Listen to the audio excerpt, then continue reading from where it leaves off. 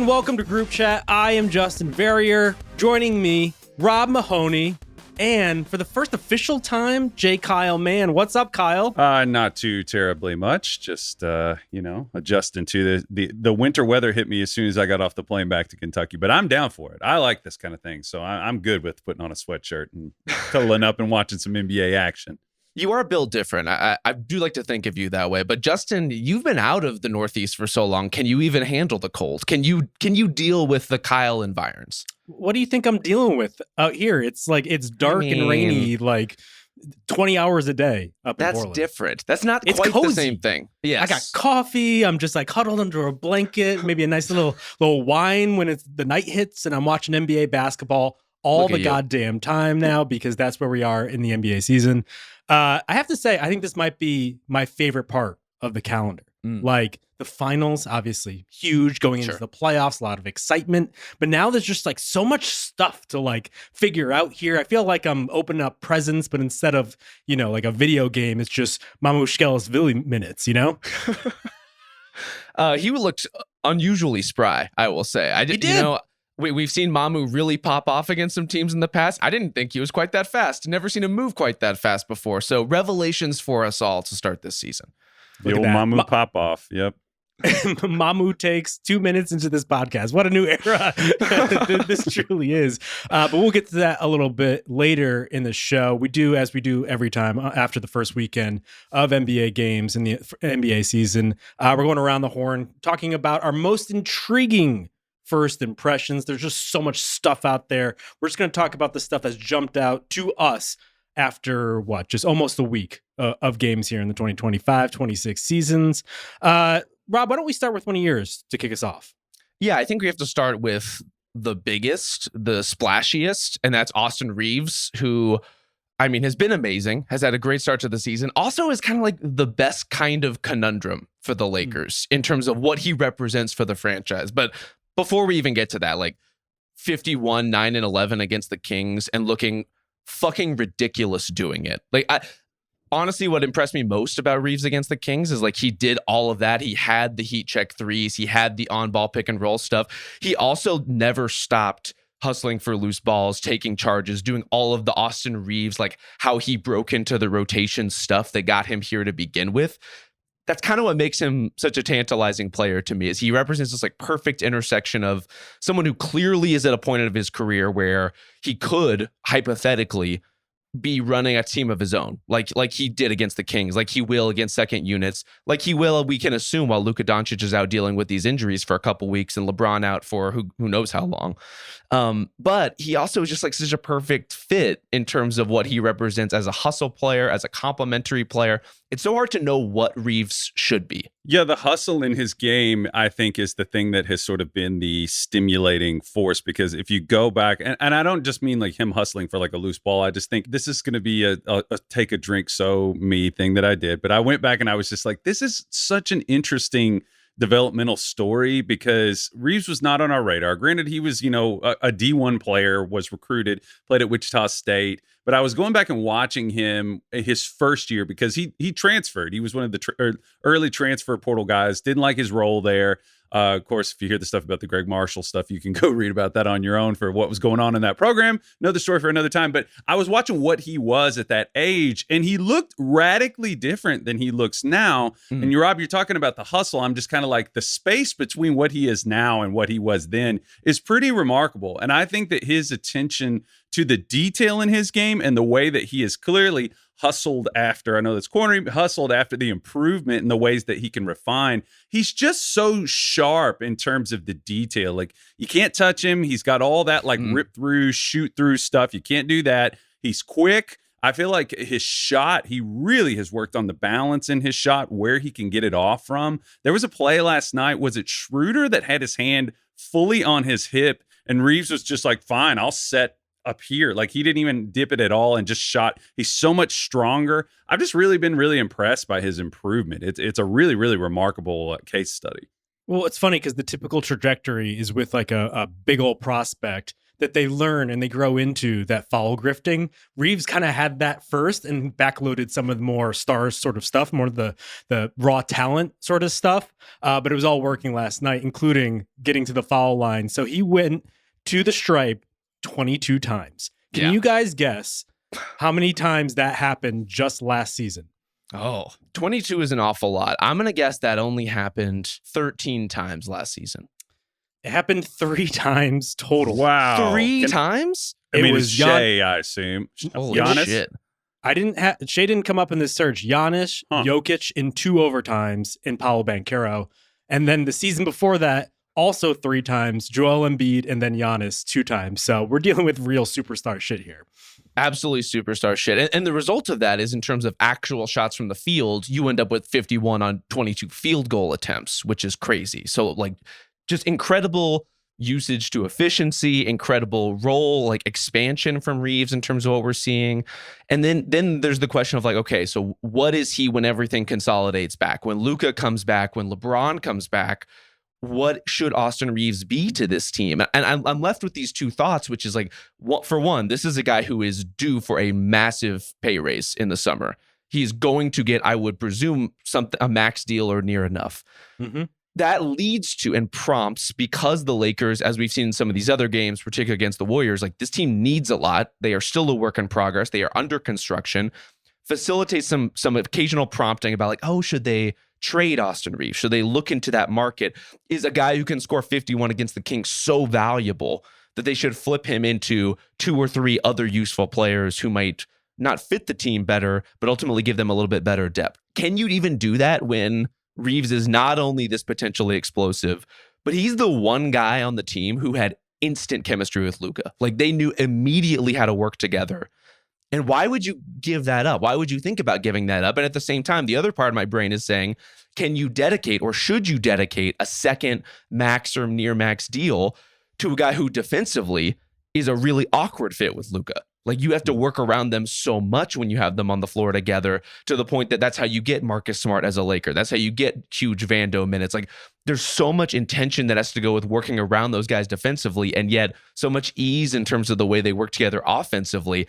I don't know what to do with them anymore as a pair, but I'm very eager to see how the Lakers want to navigate it. So you have to you're saying that you're setting yourself up to require a defensive tilt, but you also are, by doing that, you're also kind of creating problems for yourself on offense, where you've got like a Marcus Smart who the ball just seems to find him. It always has. Yes. And you're like, oh, let's see if we can survive this, or Jared Vanderbilt. So I'm just asking, are you proposing they get somebody, they flip that for more of a 2-way, more of a palatable thing that could work with Luka? Is it kind of untenable in your opinion? Because I feel like the second side guy has always been like a classic Luka pairing, but ideally that person is not like a defensive issue also, right? This is the outcome of the first week of the season. If you would ask me this before the season started, I think I would have leaned investigating the trade market for Austin Reaves, not because he's not a good player, but because their needs are mostly elsewhere for a Luka-driven team.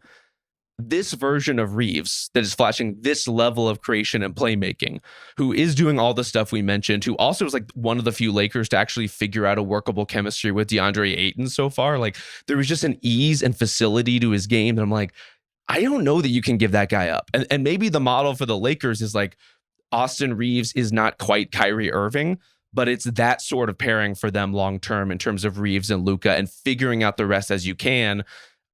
He might be too good and too interesting to bail on right now. Yeah, I think the sticking point with the Lakers overall is, how do you cobble together enough defense on the court when you have to play Luka, LeBron, Reaves, because they're all so very good. You can't take any of them off the court. And I still think that's the question. And long term, there's also contract issues here, where if you're maxing Reaves, what can you do in addition to that? If you want to move forward with Reaves and Luka as your big 2, well, how do you build out the defense even when LeBron isn't here? Because then all your precious cap space that the Lakers have been signaling they're going to use at some point, that's not as much of an option anymore. I think their best course of action might be, because Reaves has now just shown that he's too good to trade, as Rob said, like, maybe you could ball together some contracts outside of the big 3 and then get that guy that where. So you're not dealing for a Lauri Markkanen, you're dealing for whatever the better version of Dorian Finney-Smith is, right? Just to like add something on the court here, because I think the one thing, Kyle, that like really jumped out to me, even when Luka was in there, that this team is going to be so blistering offensively that they are going to have an identity. Like, yeah, we'll talk about the playoffs later on, but like as a regular season offense, I would be surprised if they don't end up top 3 if those guys are able to play enough. Yeah, I mean, they're going to score points, and obviously, you know, the way that they play, Reaves, you were talking about shooting the 22 free throws. It's fascinating to have a duo like this. I don't know if we talked about it enough in the preseason, honestly, like figured or gave Reaves his credit, because, you know, he got the 22 free throws, but I was looking at his, you know, possession type here, and he got 22 points just in ball screens, period. So you've got a guy who's getting to the rim and pulling the defense uphill. I said one time, I got some grief for this, but I said he's in the Manu mold. I'm not saying it's not a 1-to-1 thing, but I think he's in that mold where it's like he's so highly qualified to play that supplementary decision maker scorer type. But you're like, I think I would just hang on to him. I'm with you, Justin. I think that finding that in the market, I think, is something that they would be kicking themselves later if they put themselves in the position to try to replace it. Like, you know, it's just you've got something that's working. I would just continue trying to figure out how to build around it. But I don't know. I mean, defensively, is it going to be like such a damning thing down the road? You know? Yeah. Well, circling back to your point about just like his trajectory just to get here in the first place, I was writing down some of the best undrafted guys in the league, because I think he's on the short list. Oh, yeah. Probably historically at this point, if only because a lot of the better cases are more modern to begin with. I think Ben Wallace is the shining example at this point. He's at the top of the Mount Rushmore, if only because he's in the Hall of Fame. None of these guys have gotten to that point just yet. Fred VanVleet, Udonis Haslem, Caruso, Dort, Covington, Naz Reid, our own Raja Bell, and John Starks. Yeah. I think if it was like a 2-team sort of situation, Reaves is on there. No? I think he's on there. And not only that, but what separates him from the vast majority of those players is he isn't a defense first hustle junkie only, right? Like he is not Ben Wallace. He's probably going to go down as not just one of the best undrafted players ever, but the singular best undrafted scorer ever. We just don't see guys come in and get this kind of leash and this kind of opportunity and also thrive and show what they can do over this long a term, right? This is not a Linsanity moment. We are now talking year over year over year of Austin Reaves just proving he can be a really high-level scorer, high-level creator while playing alongside LeBron James, alongside Luka Doncic. And now, even when you take away all of the training wheels, he's putting up 51. Yeah. I think he has a shot to be probably the best of all of them, but I guess we'll see. Since we're talking about undrafted guys, why don't we talk to a team that's cobbling together a few of them just to make a rotation at this point. We're talking about the Milwaukee Bucks, who are 2-1 as we're recording this on Monday morning. And I have to say, I was expecting to not enjoy Bucks basketball. I was expecting one last job sort of energy from this team where it's just like, we're just going to make do. We got to do this just to do right by Giannis, and we'll have some fun along the way, but there will be no stakes here. There's actually like some life, some pep to the offense that I was not expected. I think part of it is shooters plus Giannis is the recipe for successful basketball for the past half decade plus at this point. So there was always going to be a high floor to this team, but there's a lot more flow going on here than I was ever expecting. I think part of it is when you add so many shooters to this team that they're just used to getting off the ball and moving it, because if you're a role player, you're not used to having the ball in your hands. And so it is pinging a little bit more than I'm expecting. Yeah. I also think having Turner in there as opposed to someone like Brook Lopez, who runs like he's just like going uphill in snow most of the time, like having Turner, who is big and still a threat as a defensive rim protector, just being able to flow because he has all of this muscle memory from the Pacers. Like, I think it's carrying over to this team to the point where it's like, there was one play in the first game against the Wizards where I think it was Kevin Porter in a corner, kicks it to Turner at the foul line. He's already thinking, swing it to the other corner for a 3 for AJ Green. There's a lot more movement going on to this team than I expected. The flip side, though, Rob, is that a lot of this is coming down to what Giannis can do. Yes. to the point where over the course of the 3 games, I was like, oh man, what pretty low ceiling, if it's just Giannis. But like, oh, that's fun. And then I was like, oh man, can they withstand a Giannis injury? I don't know if they can. And it's like, can they withstand him not being on the court? Can they withstand him being doubled? What happens when they just have to figure that out on the fly? So I would say I'm more encouraged overall, but there's some stuff to still figure out here. There's a lot to figure out. But look, a team with Giannis can never be worse than fine. Like, he's just too good and too dominant, and he's going to dominate in ways that you can't double, right? It's like all the transitional spaces of basketball. He's so big and so physical and so fast. Like, you can't shut that stuff down. So you can build your cute little walls and you can double team him in the half court and you can do all that stuff. I do think Doc needs to figure out the lineups around Giannis. Like, needs to be a little more conscious of the shooting sometimes. There have been times early in the season where just kind of rolling out groups that don't quite fit together, or the lineups without Giannis. That kind of needs to be the 5 genuinely playable Bucks and not just like the supporting guys who Giannis can help prop up. There's some stuff in the rotation that needs to be sorted out. But ultimately, I have liked the balance of what they're doing. Giannis looks unbelievable to start this season. And Cole Anthony looks like he's just essential personnel all of a sudden. Like, until he's not playing, and then it's just like, oh, Andre Jackson, you're still here. Well, I think you saw how essential he was in absence as well. And ultimately, they just need drivers in that way, right? They need guys who can get into the paint, who are going to be a threat to actually pull up. And Cole Anthony, for better or worse, is going to be a threat to pull up basically whenever he feels like it. I was shocked at how much I liked seeing Cole Anthony and Ryan Rollins, 2 little munchkins out there playing together. Two guys who I like. Oh, go ahead. I was gonna say, I always call them pilot fish. I was like, if you ever watch those little bitty fish that swim, I've made this comparison over and over again. There's a certain type of player that swims next to a gigantic fish and just sort of, eats whatever's created or whatever the big fish gets. And I feel like there are certain types, and like Cole Anthony was drafted to the Orlando model, which was emulating the Milwaukee model at the time of like, hey, our big, bruising, freakish downhill guy is going to be the focus of what we do. Still trying to do it with Paolo, still figuring it out with Paolo. But Giannis is just the ultimate version of that. And then it's like, Rob, like you were saying, it's like you're always going to have at least a fine, or it's never going to be less than fine, I guess is the way you phrased it. But you're always going to have opportunities because he's the highest form of that. And it's like Cole is going to thrive. And I'm not surprised that he's like immediately kind of rolling off the assembly line and functioning, because he can play off the catch and go score. But I think, it's kind of an amalgamation too of the Turner thing, that Turner's ready. So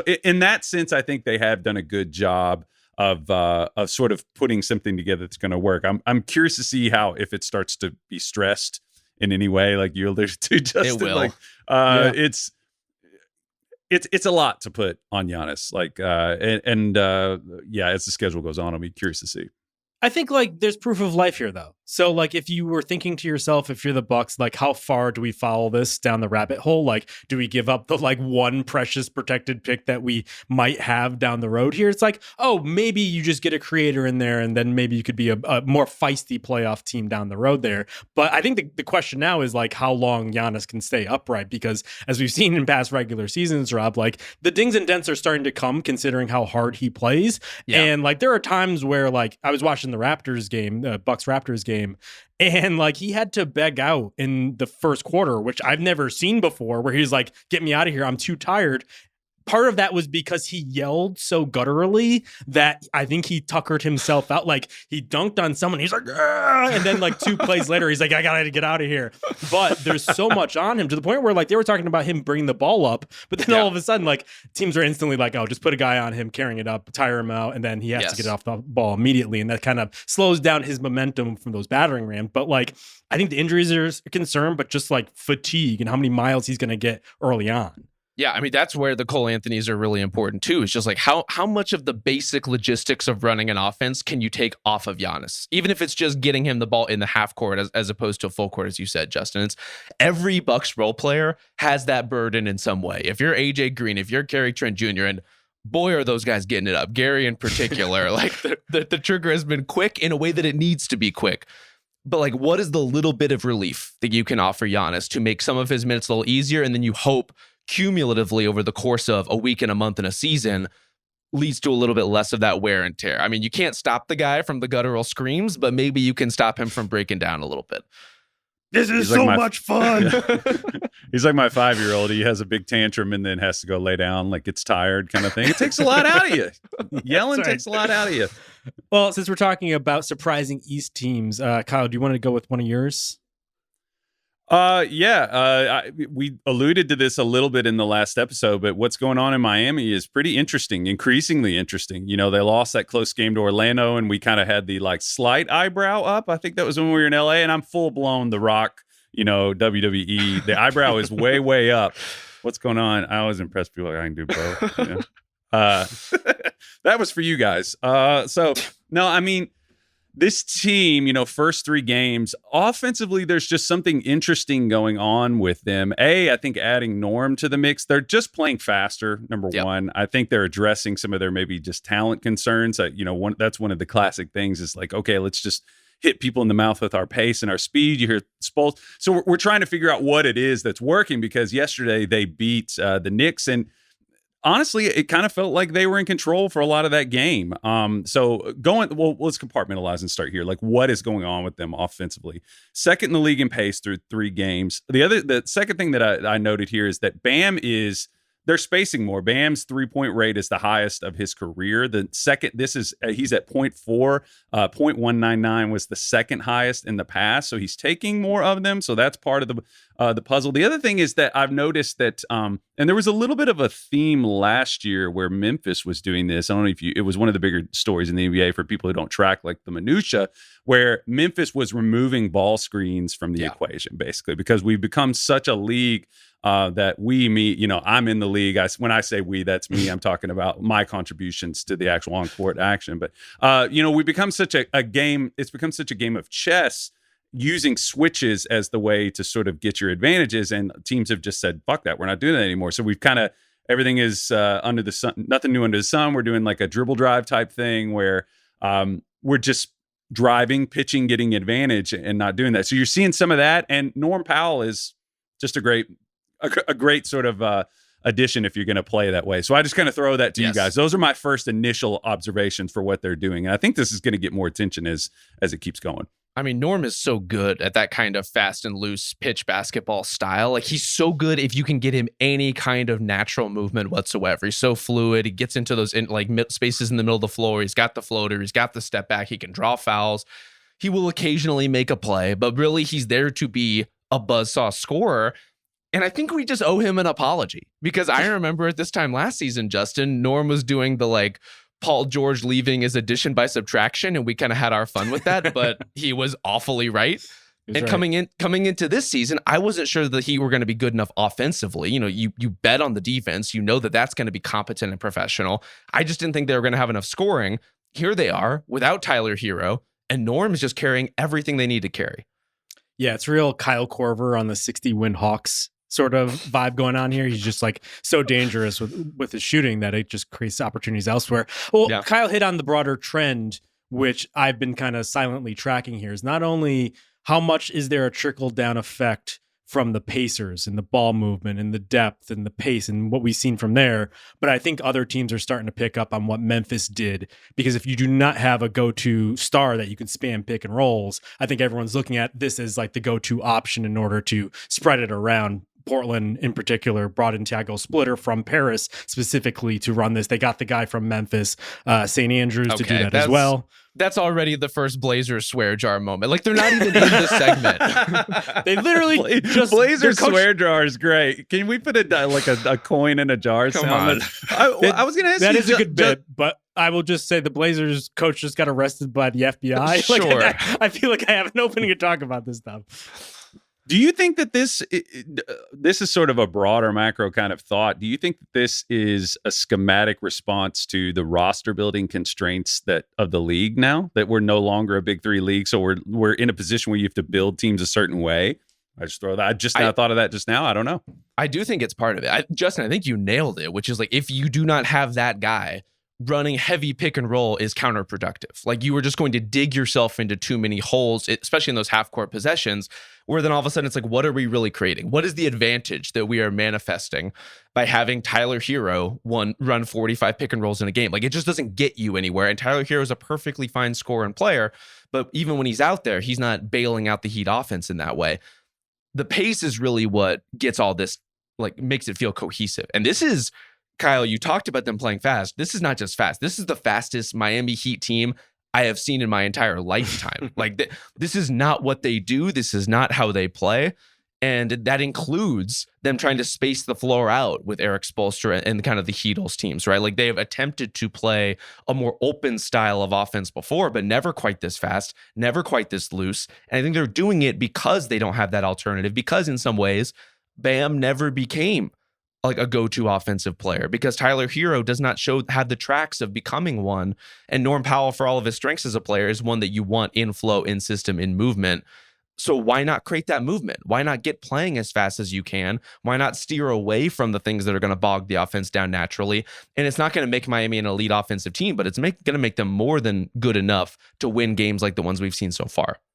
What have you been saying is the sticking point with the Heat for the past 2 seasons or so, practically since they got rid of Jimmy, or maybe even when they had him? They just have a lot of okay guys, right? And if anything, they compounded that by bringing in a Fontecchio, bringing in Powell. We're like, what's the future here? Well, those guys are just pretty good. Well, you just run out 2 waves of guys in the way that the Pacers have, the way other teams have, and you play it at high octane paces with flow, and you're turning a disadvantage into an advantage. And to Kyle, your point about the no ball screens thing, the All NBA podcast tweeted this out today. 22 on ball screens per 100 would be the fewest in the tracking era. And so they're just taking it to an extreme. It doesn't surprise me that the Heat of all teams would seize upon this as a way to like the next trend, kind of jump on that. And these eyes work, baby. These eyes work. That's right. And they don't even have Terry Rozier. Right. Free Terry. Did you? I was at the Louisville game Friday night, and the kid had a free Terry sign. I laughed. Anyway, yeah. I mean, they've deflated like the handoff cutting. They're not depending on it as much. I guess the kind of the thing that could take further deflate what's going on is, they've been getting stops. They've been gang defensive rebounding, and and they are advancing. Drives me insane when I watch teams that don't advance the ball. Like, I mean, like. I was thinking about this the other day. I was like, half court is definitely chess. Transition is just checkers. Just advance it as far, get to the back line as fast as you can. And it just shocks me how many teams don't do that. And Miami, I mean, they've been rebounding the hell out of the ball. And Jaquez after just sort of a weird year last year. I know. He looks refocused from conversations I've had. It just seems like he maybe had a year where he was like, all right, recalibration time, like we gotta reset. And he looks like himself again. And then, Powell obviously rebounding his position well, but you mentioned Fontecchio. Spoelstra's talked about how they're just putting Fontecchio in these positions with the second unit to have the mindset of a primary guy and just like go and just let it fly. So, they're fun to watch. Now, if they can't get stops, if they're not going to be able to, it'll make you wonder what they're going to be like in the half court. But it's interesting so far. Davion Mitchell pesters Jalen Brunson. Did you all notice that? He was pesters an awful lot of people, Kyle. Like, I mean, he's turned out to be like exactly what they need at the point of attack in multiple ways, right? Like obviously getting into guys like Brunson, but also just his ability to make basic drives and get some of that movement going. I think just works so well for the way that the Heat are trying to play. Not ball dominant, but exactly the kind of point guard who helps this sort of system. And honestly, on the Jaquez front, like it's not shocking to me that this sort of flow would suit him better than be in the corner and try to make a play from the second side in a more static kind of way. Like he is a guy who is all feel in a lot of senses. And so he's a better athlete than he gets credit for, though. Don't do that. Like, I think he can be. I think he is a good athlete, especially from relative to expectations. But it's like you need again some kind of baseline movement to get him into the flow of things to make use of the way he sees the floor. Yeah. So they're 2-1, and the one was against the Magic, which kind of slipped away at the end there. Yeah. And so like I think they're looking pretty legit at this point. The Ringer NBA show is brought to you by FanDuel. All right, basketball's back, and FanDuel is putting you in control right from tip-off. Every day to start the season, you get to choose your reward. Play it safe, go for it. Feeling bold, that's your move. Whatever your style, you're in control. So what kind of better are you? However you play, FanDuel's giving you the power to choose your reward and own your game every single day to start the NBA season. Head to FanDuel.com/RingerNBA to make your choice. Must be 21 plus and present in select states or 18 plus and present in DC, Kentucky, or Wyoming. Opt-in required. required. Rewards are non-withdrawable. Restrictions apply, including bonus and token expiration, leg requirements, and max wager amount. See terms at sportsbook.fanduel.com. Gambling problem? Call 1-800-GAMBLER or visit rg-help.com. Call 1-888-789-7777 or visit ccpg.org/chat in Connecticut. Do we want to go to your next one, Rob? I would love to. I mean, while we're talking hit-aheads, while we're talking, the aggressive transition game, I would like to talk to you both about the good word regarding LaMelo Ball. Contrary to what you've seen on social media, LaMelo has been awesome to start this season by and large. He just is one of these players who has a way of melting people's brains. Like, yeah. I have not had a normal conversation about LaMelo Ball in what feels like months, if not years. And so I would like to have a normal conversation with the two of you about him. I don't think that's going to be possible, considering what we saw in the Philly game. Listen, I've always considered myself something of a LaMelo moderate, where it's like the talent is so obvious. And I actually think the issue with him isn't so much the loosey-goosey stuff. It is the injuries, right? You deal with when someone's that talented, you deal with a couple mercurial personality traits, or just in his case, just spaciness, right? You could sell yourself on figuring that out eventually. But the shot he took at the end of that Sixers game, which was a one-footed fall away, step back from like a few feet out with the game tied on the line to and lots essentially, of time. Yeah. So lots of fucking time, was appalling. I was like, that's it. I'm done. I have to get out at this point. That was so atrocious. See, you're what's wrong with this country, Justin. You're an alleged moderate, and yet one thing happens and you're like, no, my voting record is now flipping completely. I just needed the slightest possible nudge. I can't defend it. That shot against the Sixers in crunch time in a huge moment, the single dumbest play I have seen any player make this season, bar none. That said, we need all this stuff in context. Like, that is one shot relative to the greater body of work. And the vast majority of LaMelo Ball basketball this season is playing inspired winning basketball, like doing all kinds of little things, doing all kinds of big things, driving an offense, putting up crazy numbers, digging out offensive rebounds from like doomed Musa Diabate pick and rolls. Like, he's doing all of the stuff that you want LaMelo Ball to do. He just also occasionally will take that one shot. And we need to understand and not make space for that shot. We just need to understand it in context. Like, that's bad. That's a bad call. Should not have done it. That is one play relative to, at this point, hundreds over the course of this season that have been moving the Hornets in a positive winning direction. They are maybe even more interesting than I thought. Like, I feel like the intelligence that they added off the ball around him is pretty like stable in a way that it hasn't been in a while for them. And I think that Kalkbrenner is, this is becoming like a cliche thing to say on podcasts, but he's just an adult. Like, he really, really understands, how to, he understands how to play at pace, because he comes from that kind of a system. He's used to it, and a complex information heavy system. So playing with LaMelo, I don't think is a dizzying thing for him in the way that they've had trouble with that in the past.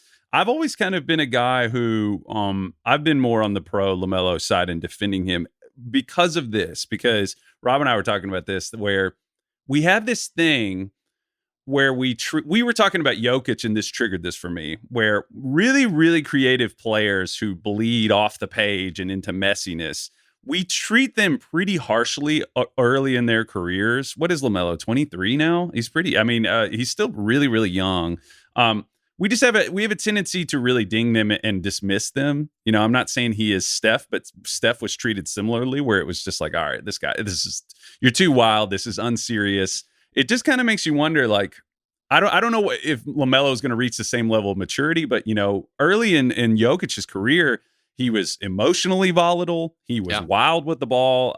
It was just kind of we were waiting for him to level up and become kind of a grown up in a competitive sense. And LaMelo is just kind of like, I guess when we're deciding whether we're in or we're out, like Justin was saying, we're kind of deciding whether or not we think that'll happen. I'm maybe just a tinge skeptical about that, but man, what a freaking talent, man. It's just, if he can just cut those 40-footers, sidestep 40-footers at crunch time, Maybe fewer of those, but man, he makes a lot of crazy tough shots. He does. Just those crucial plays to lose a game if he just doesn't do that. I think that the difference is honestly like humility.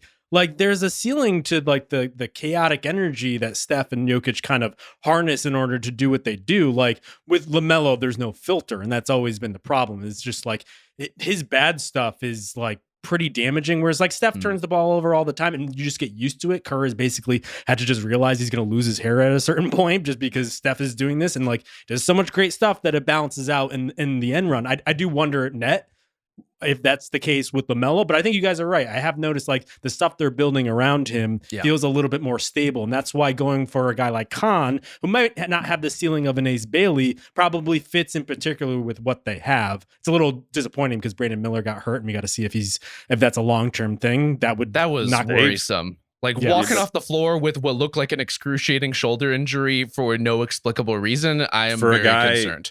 For a guy who has a hard time dribbling through shoulder contact when he has the ball, they've looked good though, dude. Like it's kind of, it makes you wonder if they're gonna talk about that. Yeah, it's early, but Well, yeah, and they've played, I think, the 3 worst teams in the league at this point, so that's a caveat to mention here. But you're right; it's not like even they're like lower draft picks. It's not like the Nick Smith type where it's like a creator who probably won't end up on the roster 3 years from now because he has juice, but not enough. It's like, Zion James, who's like, he has a clear role as a defensive guy for a couple minutes a game. Like, it seems like they're thinking more about insulating LaMelo than in years past. They definitely are. And in the meantime, like Sion? Yeah, it is Sion. I tried to sidestep that. Kyle just walked up. We joked about it. I had to do it. Sorry. We need a jar for being a jerk, okay? We need a jar for doing your job in a professional manner, Justin. The flow of the Charlotte Hornets looks so much better. I mean, some of that is just like having LaMelo back and healthy. Some of it is having more ball handlers on the floor and just guys who can make those sorts of decisions. Just all of a sudden, they look like a much more functional NBA team. And I'm here for all that. I do, as you alluded to, JV, want to see it against a higher level of competition. But, we'll take the easy entry ramp into the season. I'm not opposed to that for a team like Charlotte. Well, I had one last thing. There was one basic action that they did that I'm trying to remember if they've had this in the past, but they just ran the staggered screen with Kalkbrenner going to the rim and he's gigantic, and then Khan popping. I don't remember them having that level of competency, like the polarity of that. Can you think of a shooter that they've had that has commanded respect like that in the past couple of years? I just think LaMelo has more to work with.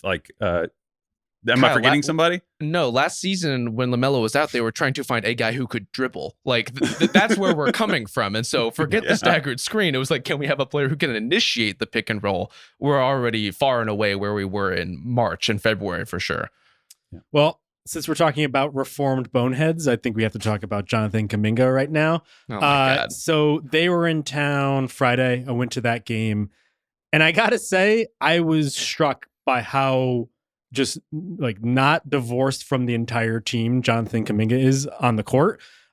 Just feels like whatever happened as a result of the contract situation, perhaps because there was just such a big show of things, including his agent doing a bunch of podcasts, that like he realized something had to change at this point, or perhaps more likely it's just like there's a realization from both sides that this has to be a marriage of convenience for at least half a season until we get to the trade deadline.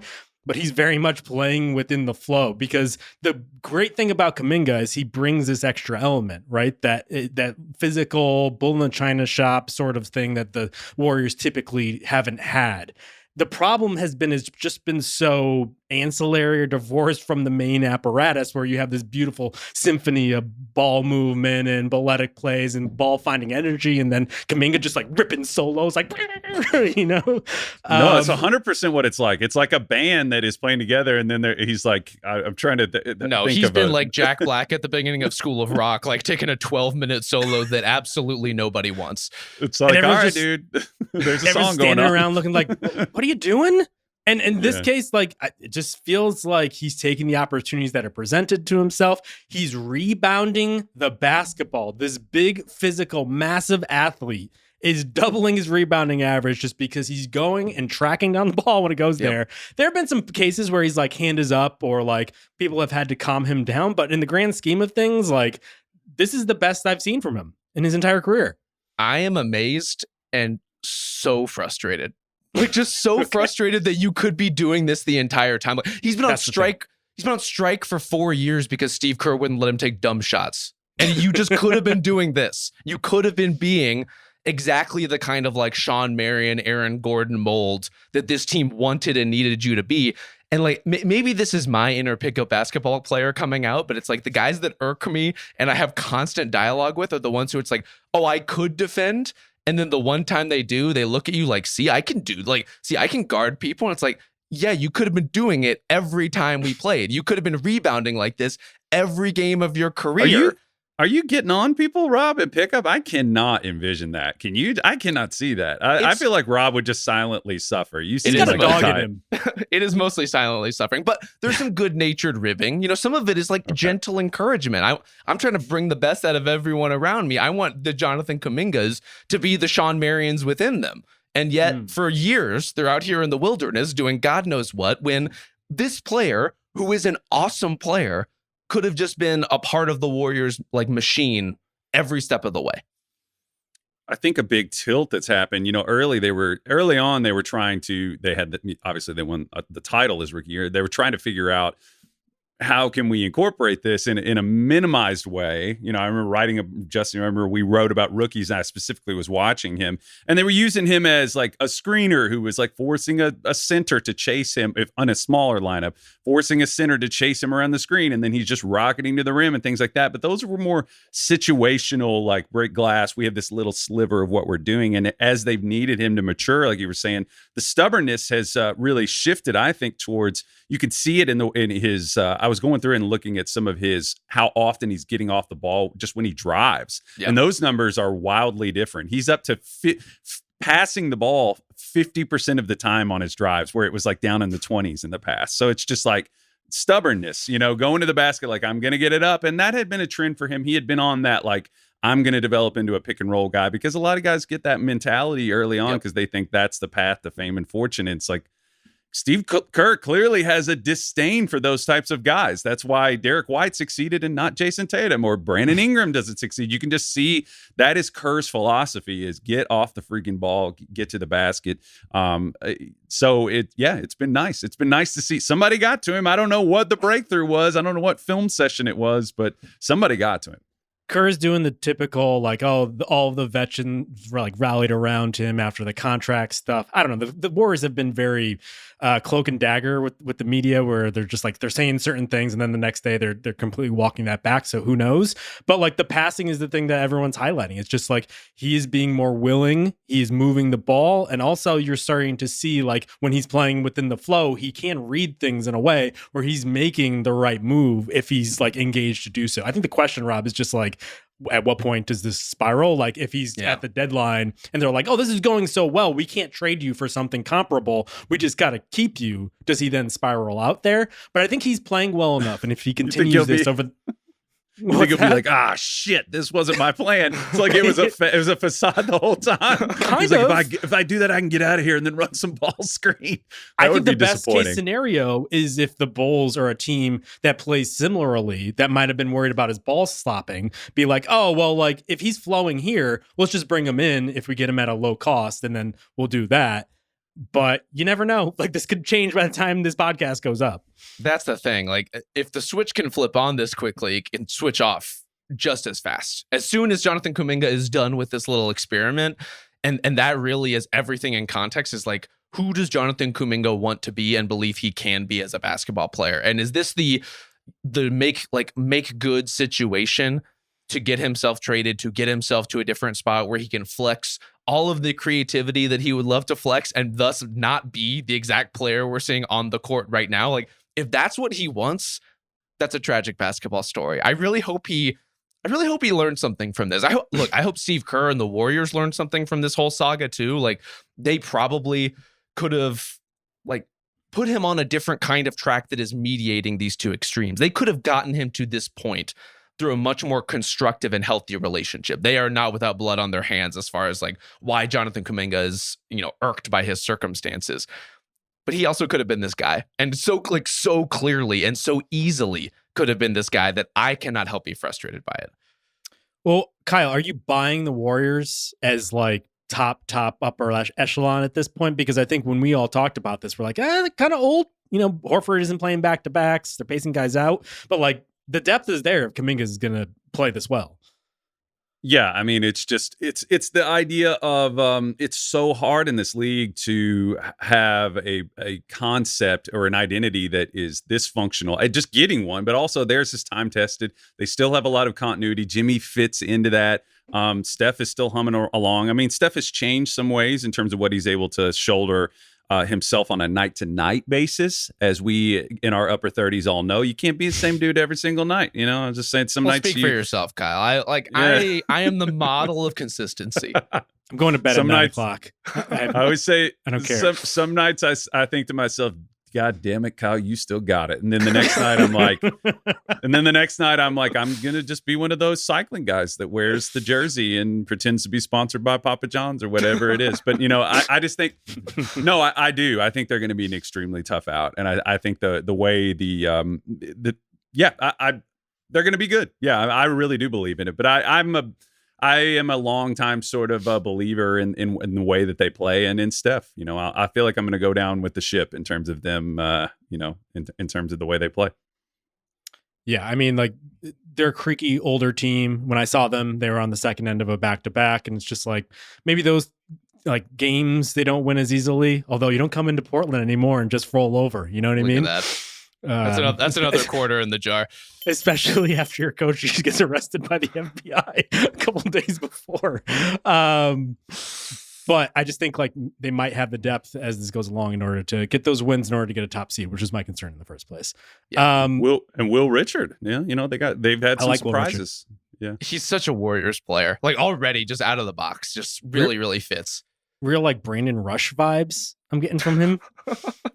I think he's scrappier than Brandon Rush. Like Brandon Rush always struck me as like a good hypothetical two-way wing, but didn't really want to get his hands dirty like Will Richard tuxedo guy. This is the thing. Big time. All right. Well, since we're talking about two-way wings, Kyle, do you want to go with one of yours? Yeah. Do you want to start? Well, I was going to jump off because the game that we were watching, the Hornets game, Kyshawn. I always want to call him Kyshawn. No you coins in the jar here. Got it. In front of Rob. The pronunciation homework that's going to go on this pod. We've already said it. Okay. Kyshawn George. We were having conversations about like the redraft from 2024, I guess. I was telling you guys, I was like, man, I'm starting to feel like he's potentially perilously high in this in terms of, who would you for sure take over him? And I was just like, Reaves, Castle, Buzelis. So it was getting to that point. Yeah. Great size. First couple games, he just like blows the doors off of Dallas, basically in ball screens, playing with great pace. A lot of those things in Washington this past summer, I was like, he was a big part of, he looked great at Summer League. He was just really poised. He looked like a grown up out there, was doing his thing. Nobody could really bother him. It looked like he had adjusted and acclimated to the NBA game in a real way. And something that suggested a leap was coming. First couple games, we're like, okay, I think that could be the case. I think he had like 34 against Dallas. I'm of two minds about this because I do think that the potential is there. It's real. I love the pace that he plays with. He looks good in the paint. He's long. He's angular. He can score the ball, gets off the ball when he needs to. His defensive effort against Charlotte was so bad. And this is the thing. Yeah. If he's going to be this guy, if that's going to be true, the thing that is going to cement it and make it permanent is his ability to, okay, you're no longer like this hypothetical thing that people are just kind of like, ooh, Buzzy, yeah, this is cool, this is fun. You're going to become a real guy and move up the call sheet. So last night he gets Miles Bridges. He gets Miles Bridges' attention. And Kyshawn, this is just my opinion, he quit. He got so frustrated with Miles Bridges guarding him. He at one point, I think he only had 6 points last night. His effort, if you want to go back and watch every Charlotte bucket in the second half, Kyshawn was partly responsible, and he's fouling way too much. Right. Yeah. Okay. See, this is the thing. He was in foul trouble that entire game, and he is a player who, like many young guys, does not know how to play with foul trouble yet. Like, does not know how to modulate his effort and activity. He has one gear defensively, and it's pesky, involved, incredibly active. And if you shut that down, he does kind of zone out a little bit. He plays with his hands before his feet an awful lot. That's all I'll say. I'll the give hands you are maybe good. that's an. Can we slow down for just 1 second? I just want to. Yeah. I'm not recap. writing him off. I'm just saying, man, it was bad. It was poor on offense. He gave poor effort too. It was just you got if you're going to be that guy, you got to be that guy. Yeah. Let me recap what's happening right now here. Kyshawn George, a player nobody has heard of, played his 2 best games of his entire life. Yes. No, and Rob, I'm non-nerd. taking him down a peg. Okay. And Kyle has already decided to zag against that and just tear him down. No, is the look, thing. I'm Like, not zagging against him being good. I'm saying if you're going to be that guy, this is the difference between being somebody who's like a Julian Strother, who's like, oh man, he came in. Wow, he's fun. Maybe someday. And like every night, people know you're coming. And that's the difference. That's the difference between a star. And I'm going to be watching to see what happens with that. Cause I didn't like his body language. I was like, he just kind of seemed like he quit, and he's 22 years old. I think that this is something I'm keeping an eye on. You guys are Kyle, being so it's been 3 extreme. games. It's been Listen. 3 games. Well, Rob we should mention, is the biggest Kyshawn George defender on the internet. Let us have this. Like, let us have our moment okay. before we start zagging. And I had my concerns. Like, do we really want to bring Kyle into the podcast? Is he going to outflank me, zagging the zag on being a basketball hipster? This is all of my fears manifest. And you say you're of 2 minds about this, Kyle. Hipsterism. I'm acting like a Bobby Knight disciple right now. This is not basketball. This hipster. I went on a rant about star screening. You call me a hipster, but I do have some old school ethic in the way I think about basketball. And I think that I want to say I vetted this take with Joe House, and he 100% supported me. I don't think that it's just about consistency. Got a second source on this one. Yeah. Hey, internet, you can think 2 things at once. It's okay. You can do that. I'm very, very much in on what he can do. I just think, like I'm saying, like this is the test. We were joking about Jokic. Like I was telling Rob, I miss the old Jokic, who was very uneven. I'm not comparing George to Jokic, but this is the difference between being a star and somebody who's very fun. I just think. Let me ask you this question, Rob, because my perception of this guy is he didn't pretend to be a star. He, to me, looked more like Cam Johnson, who's a little bit more natural as a handler. Is that not like his ceiling? Were people expecting more from him?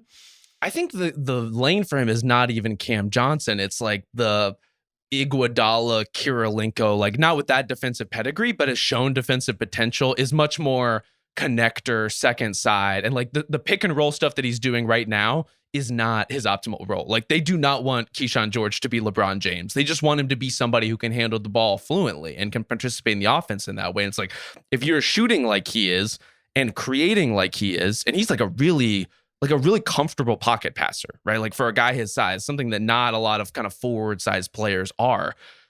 Like that's all of a sudden someone who can really hold your offense together, who can kind of be the ballast around all these creators or shooters or whatever the good version of the Wizards ends up being. And like, yeah, the foul trouble is a real thing. The defensive intensity, like he's going to need to figure out. He's also a 22-year-old Kyle who is being trusted to guard not only LaMelo and Miles Bridges in the same game, but Giannis and Anthony Davis. Like he's being given big time assignments. And I think mostly showing up to the level of them, like really performing well and bothering some of these guys. I just don't want to get so far ahead of the take cycle with a Washington Wizard who is 22 years old that we are missing the part where he is a promising young player and is showing things he's never shown before and is disrupting on defense and scoring on offense and creating for other people in a way that is genuinely exciting to me. So let me have this, please. I reject this whole let's not miss. I literally said at the beginning that I see the thing. So I just don't hit me with that. And Wizards fans, I know, listen, okay, I pumped them up in the offseason. I got a lot of nice Wizards feedback. It was nice to hear from them. We hadn't talked in a while, but because I just hadn't been anyway, but yeah. I just kind of am thinking about this team, and I'm like, if he was going to be that, if he showed those flash, the conversation changed. That's kind of where I was coming from with you were saying like what we thought of him, who he could be. When he starts to show those flashes, it's like, okay, how much is the conversation changing? Like, who is the top asset in the pecking order of who they have right now? Is it still, Bud Carrington showed some flat? Is it defensively? I'd still like for Alex Sarr not to lean back on his heels when he has somebody like Conca size on him when he's near the basket. I want him to just try to dunk everything. But he made me start to think like, oh, this is like this is really changing. Like he might be the best guy that they have. And if he is, I wanted to point that out. I'm kind of the like without fouling part of it. I'm like, he's just standing straight up, like when an action is happening, or like standing straight up off ball, not looking, not doing his like zoned up weak side assignment. I'm like, yeah. You're saying you think that is just a symptom of he needs to learn to play without fouling. That's all. Okay, that's a real glass half empty. This is your Bobby Knight coming out. Look, I'm some sorry. guys can do that. If you are 6'7" and active and have good instincts, like watch Dyson Daniels play. He's upright sometimes. Like you're just kind of like with your hands behind your back, you're moving. I'm just trying to like. There's a difference between that and just standing like the kid in the outfield thing. I'm just saying, before you start throwing chairs at Kyshawn George, I will put my body in front of it. I will shield him and protect his development. All right. I've really screwed myself here because I do like him. I just was like this one thing. I'm just like, this is the difference. I just want to see it. I want to see that happen for him. Okay. Well, I'm sure the Kyshawn George fan base of 5 people will. Myself. I'm gonna. This was a never let you join the lose. party again. Yeah. All right. We're already an hour into this, and we have another round to go through. Rob, you want to go? I would like to talk about the Toronto Raptors, who at this point are just like the most feast or famine defense in the entire league. They only have those 2 zones. It's either they are stopping and swarming everything, or they are attempting to stop and swarm everything and thus giving up every layup in existence and open shot. So they don't have an elite defense. They do at this point, to my eye, have the most active defense in the NBA. And I don't know if it's going to work for them long term. Clearly, some of their personnel is suited for it and some of it is not. But as far as curiosities of this first week, I love to see something like distinct in the NBA ecosystem. I love to see them trying this hyper aggressive scheme to figure out if it's going to work for them. It's interesting because my takeaway from watching Toronto a couple times this weekend was, Yeah. Like, to be clear, all this for this? Yeah. The response to the starting lineup is, oh yeah, I don't think this is going to work. Like those 5 guys do not know how to play together. Emmanuel quickly looks like he is trying to justify his existence every time he touches the ball. I just don't believe in the chemistry of that group. But all of these, like, all of a sudden, Shed is in here. You're getting into some different combinations of players who are more active in different ways that are complementary. That's a version of the Raptors I can kind of believe in. Yeah, and I think the sad thing, Kyle, is also that the Raptors kind of clarified their vision for how they're going to play before they even started. Like there was this whole like, how much is Scotty going to be on the ball versus Ingram? They said outright like, it's going to be Ingram's show. Scotty's going to pretty much be dunker spot, getting his stuff more as a big guy. And even with that being said, I'm like, this still feels particularly sludgy. Like even quickly, like you're right, he's doing a lot probably because he hasn't been playing a while. But like the fact that he has any zip to him, I think stands out because there's so much beef packed into this lineup where it's like having a steak and you're just like with a side of beef tartare on there. It's just like there's not a lot of dimensions to what's going on here. A lot of heavy bathroom visits with this Raptor, a lot of carbs. Get the steak frites in there too. They communicated that they're leaning into the bit. The fact that they took Colin Murray Boyles on top of all of that. The type of they have a way that they want to play for sure. I mean, you've seen a lot of the optimism.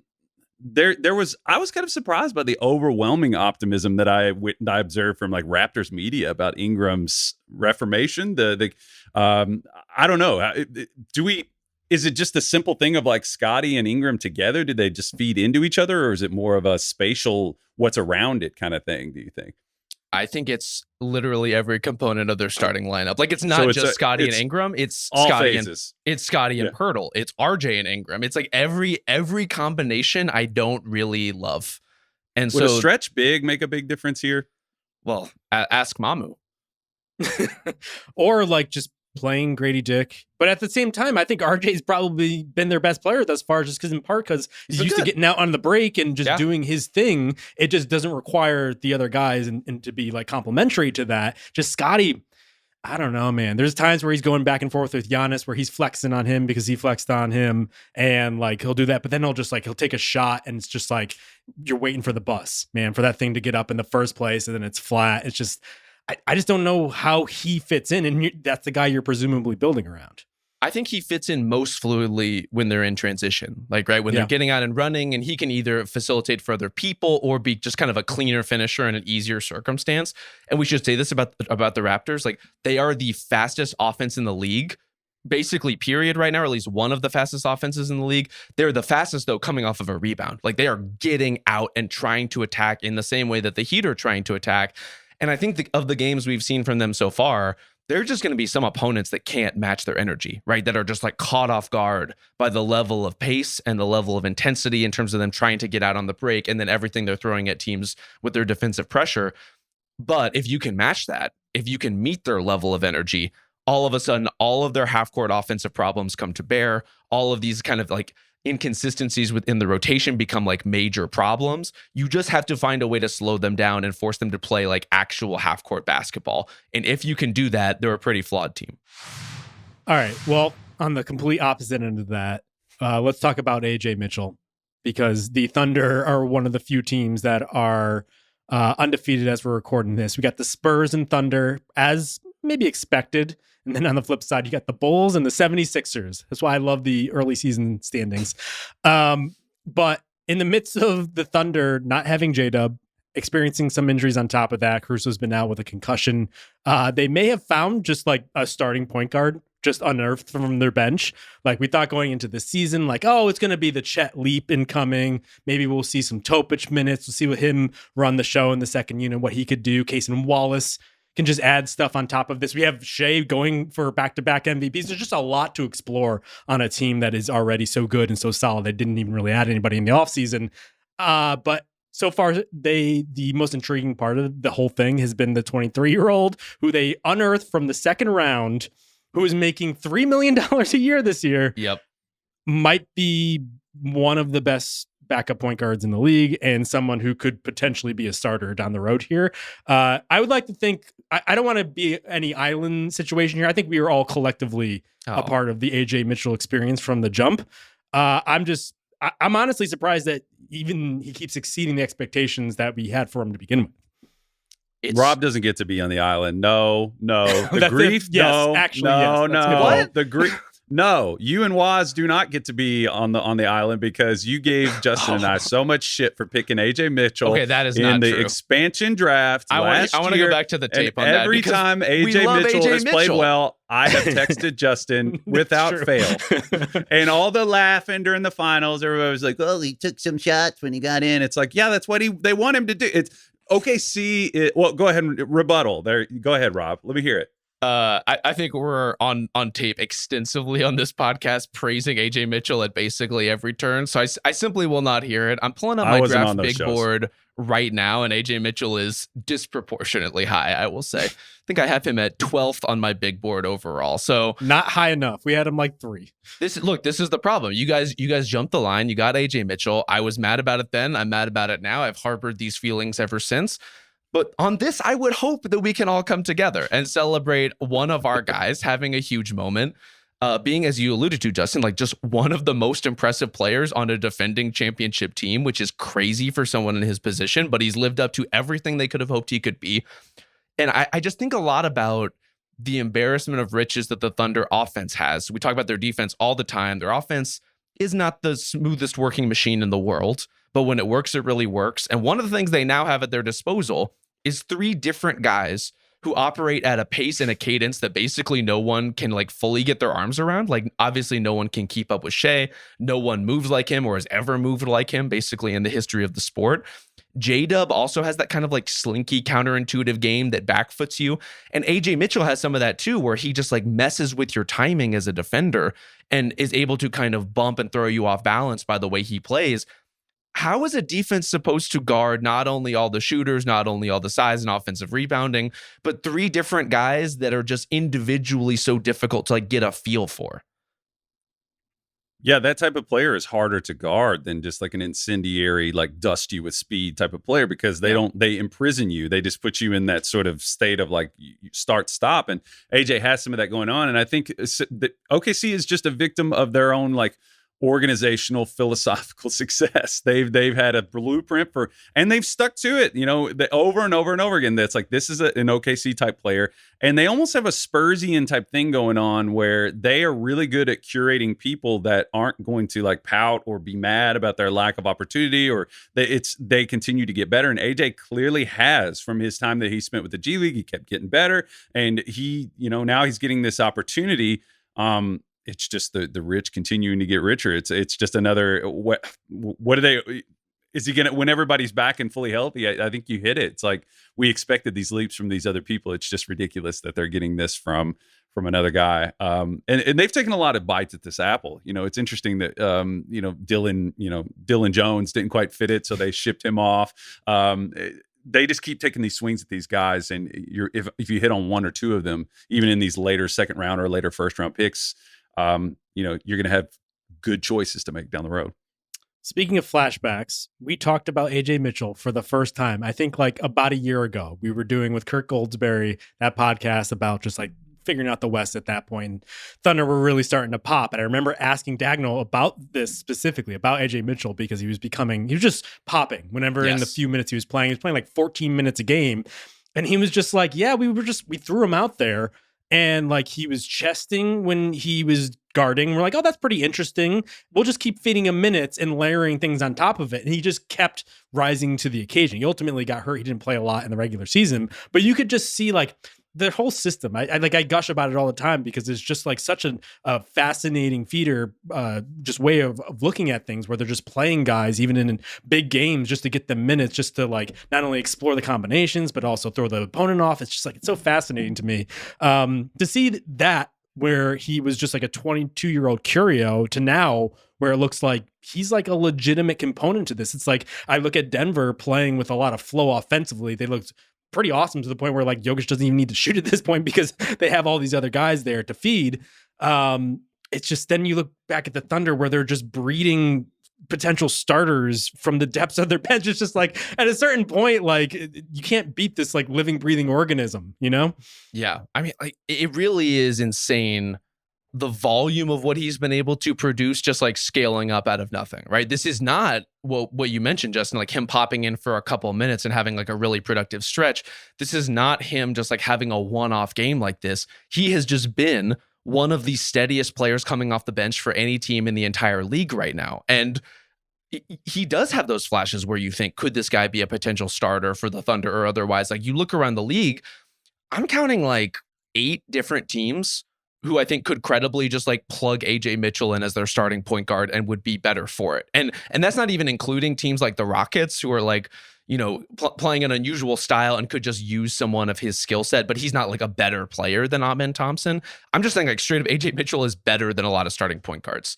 And when J-Dub does come back full time, when, the Thunder do have their full complement of players, I don't think he's going to get buried, but he is going to fall into the system, right? Like he is going to be a part of this thing. We'll see how prominently, we'll see how forward facing, but this version of this player, I don't see why he couldn't be in a 6 man of the year conversation. I don't see why he couldn't be an incredibly relevant part of the Thunder's next playoff run. Like he looks like an absolute monster out there. Let me ask you this, Kyle. Yeah. So their bench, when healthy, the Thunder, it's Mitchell, Caruso, Wallace, Wiggins, Jay Will, right? Is that, as a starting lineup, better than any other team in the NBA? Know how we do can Kentucky beat this NBA team? Can the Thunder's bench, for instance, beat the Nets tomorrow? I mean, just in terms of talent, obviously you've got like positional issue there in terms of the size. Sure. You didn't say a big in there, did you? That was all guards. Jay Will, yeah. Well, yeah. Tyler begging him to stop shooting threes was pretty entertaining the other night in the theater. Gosh, could they beat the Nets? I'm trying to think. Or the Jazz? First of all, put some respect on the Nets. The Nets name. The Nets have been fighting with basically everybody right now. I don't know how it's happening, but it is happening. Well, Cam Thomas is scoring 40 points and getting 0 assists. Yes. Yeah. That's literally happening against the Spurs. It is what it is. The Cam Thomas shot selection was incredible to watch. Like I just have no idea how he makes the shots that he does, but he does make them from time to time. I was saying Sam Presti at the office in Oklahoma City must be like that episode of that old episode of Star Trek where they keep going around the ship and they open a thing and it's just full of tribbles. That's like, you know, the little fuzzy, the little like. No, no one knows what that reference. About. So here's the thing: I don't even know the exact reference you're talking about. But isn't this episode called "The Trouble with Tribbles"? Yeah, maybe. Well, let's see. You know what I'm talking about. So they just open it up and it's like their assets just keep multiplying. It's just, and it's like, what are you going to do with them? It's like, how are we going to play AJ? It's an embarrassment. I can't think of an organizational like embarrassment of riches like this in terms of like developmental talent and success. The Spurs are the only, like the Spurs were very good about that, about cultivating their young guys. Even like, I can't think of a good analog. Like a college football team. Like you have the starting quarterback, but you have the next guy up just ready to go and plug in there. Yeah, it's Alabama. Pre-transfer portal, like where they could just have like a McDonald's All-American ready to roll, or that's a basketball. But it's pretty incomparable from anything I can think of or remember. All right, last one. Kyle, do you want to do your last guy? I mean, we don't have to belabor this, but Cedric Coward, he's a dude. If you followed the draft, he's had an odd, he started out like Willamette and he ended up at Eastern Washington, and he's had a fun. I only learned Willamette from visiting Portland. It's a lovely valley. Yeah, Willamette. He's just somebody who came along, had an interesting developmental story. Another one of these, and he could always shoot the ball. We figured that would translate. He's in this incredible frame, and we were like, this seems like it's just going to work. And it took him he didn't have any kind of struggle to start. It's just kind of been a slow arc up so far. We figured that it projected that, Morant would create paint touches, Coward would make threes. So far, that has been true. He ultimately went bonkers against Indiana last night at 27 points. The shot making and stuff, I expected that. I want to see if we can potentially get a sponsor for a segment. I would like to have a Kyle's big boy of the night or a big boy of the day, because he had a moment in this game. Frisch seems well, like first of all, who do you think is going to sponsor that? Is it like a Campbell's Chunky Soup situation? What are you feeling? It's a Frisch's situation, right? I mean, people still go to Frisch's, right? I don't know what you're talking about. If we're going to get the spot, you don't know what Frisch's big boy is? No. Justin, do you have any awareness of Frisch's big boy? Is it it's not the kid with the burger, is it? Yeah, he looks like Kyle Rittenhouse. The guy sure. I've never heard the name Frisch's before.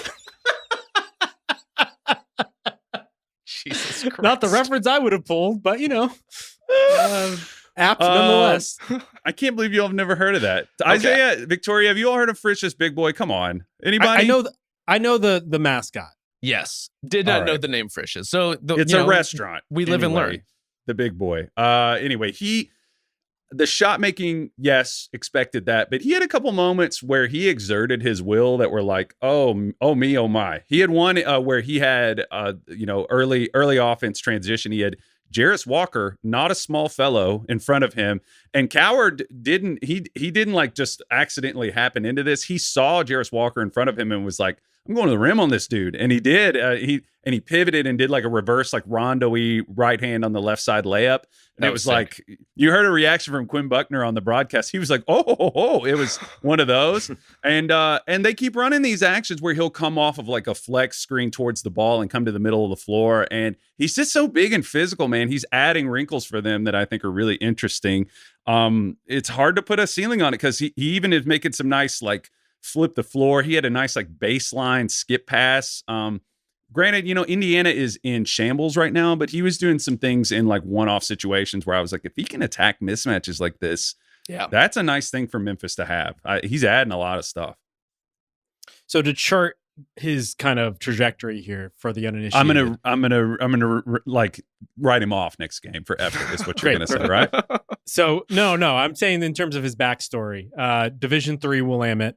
Then Eastern Washington, and then Washington State last year gets hurt, only plays a couple of games, but shows enough in order to commit to Duke for this upcoming season, but gets so much momentum in the draft process, not only goes in the lottery, the Grizzlies trade up in order to get him. Just a freak physical athlete, 7'2" wingspan, I think it's over 7'2" at this point. I think the crazy thing for me though, Rob, is like I thought he would be more of a 3-and-D type in terms of body type. To me, he looks a little bit more like Ant you know, like that kind of powerful, compact. Man, he looks like Ousmane Dieng out there. Like he looks giant relative to some of these guys.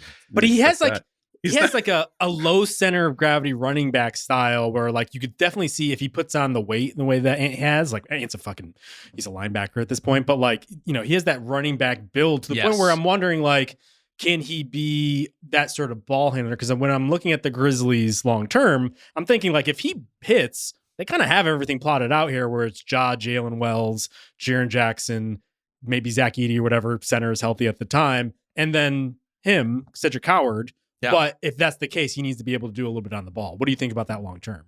Yeah, you can feel that gap in terms of the Grizzlies' needs. And I thought like Jaren expanding his work off the dribble last season helped them get part of the way.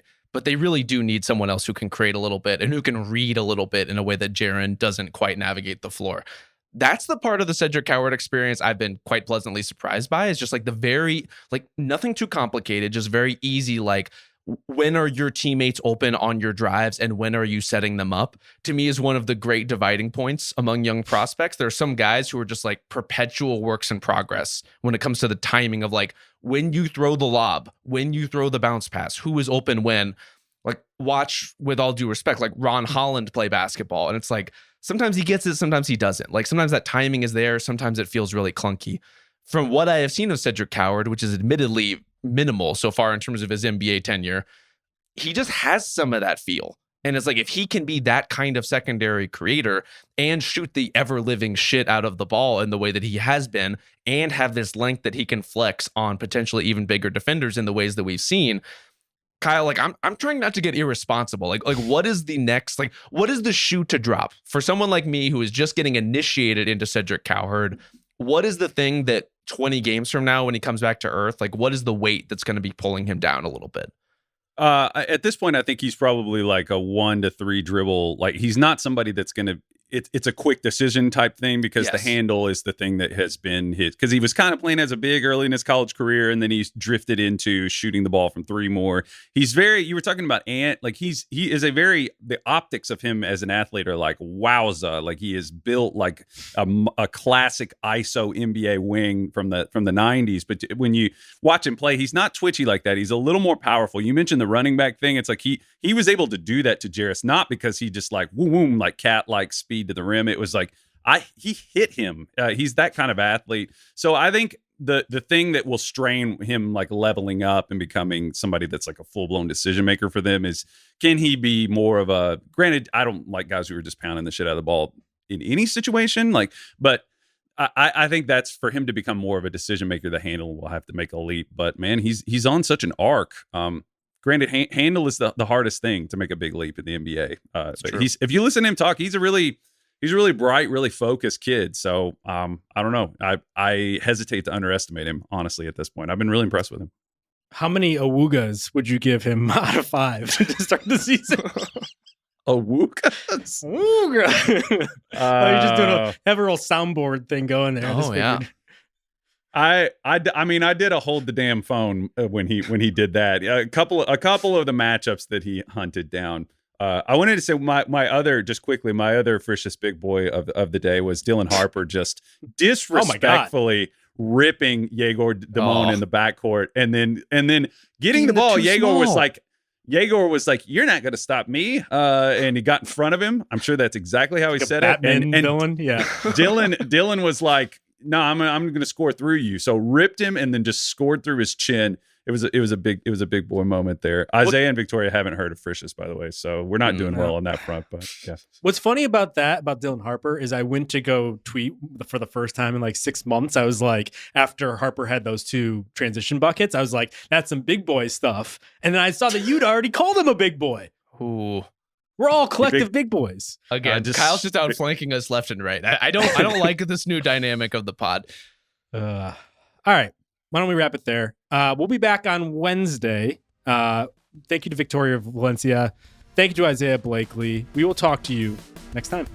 Must be 21 plus and present in select states. For Kansas in affiliation with Kansas Star Casino, or 18 plus and present in DC, Kentucky, or Wyoming.